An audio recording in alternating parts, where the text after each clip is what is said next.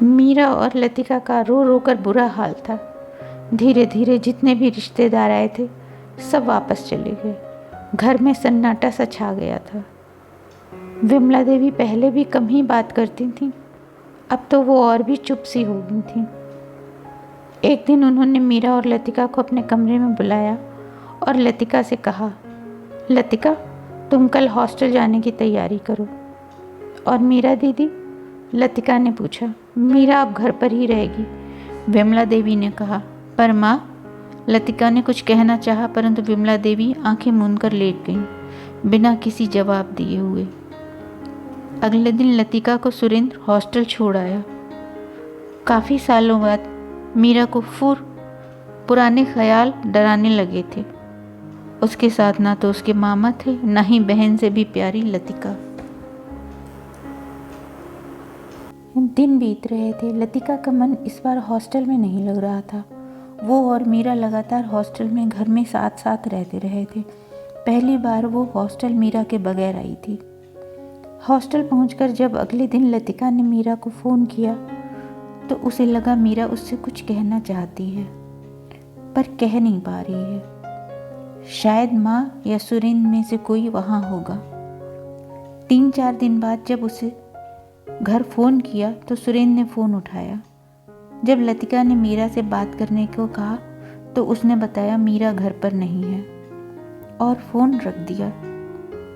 उसके बाद से जब भी लतिका घर पर फ़ोन करती, लगातार उसे यही सुनने को मिलता कि मीरा घर पर नहीं है, कहीं गई हुई है। लतिका को समझ में नहीं आ रहा था मीरा कहाँ है, क्या कर रही है। धीरे धीरे 2 महीने बीत गए। मीरा से लतिका की कोई बात नहीं हुई। माँ और सुरेंद्र से कुछ पता लगाना मुश्किल था। घर के नौकर भी कुछ नहीं बता पा रहे थे। लतिका का मन किसी चीज़ में नहीं लग रहा था। ना तो वो पढ़ पा रही थी, ना किसी तरह अपने दिमाग से मीरा के ख्याल को हटा पा रही थी। वो समझ नहीं पा रही थी इतनी व्याकुलता उसके अंदर क्यों है।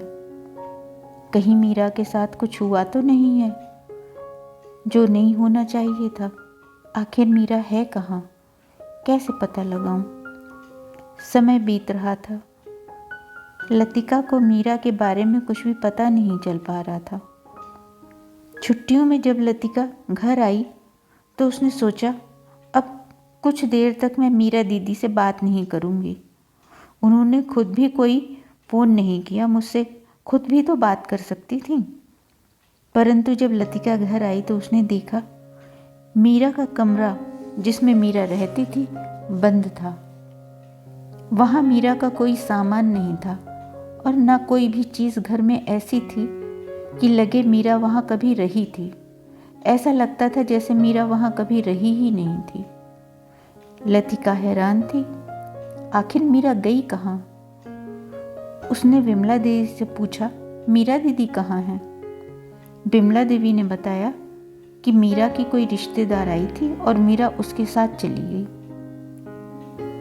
कहाँ चली गई, किस जगह, लतिका ने जानना चाहा। मुझे नहीं पता और ना मैंने पूछा, विमला देवी ने कठोर स्वर में कहा और बोली, बेहतर है तुम ज़्यादा खोजबीन ना करो।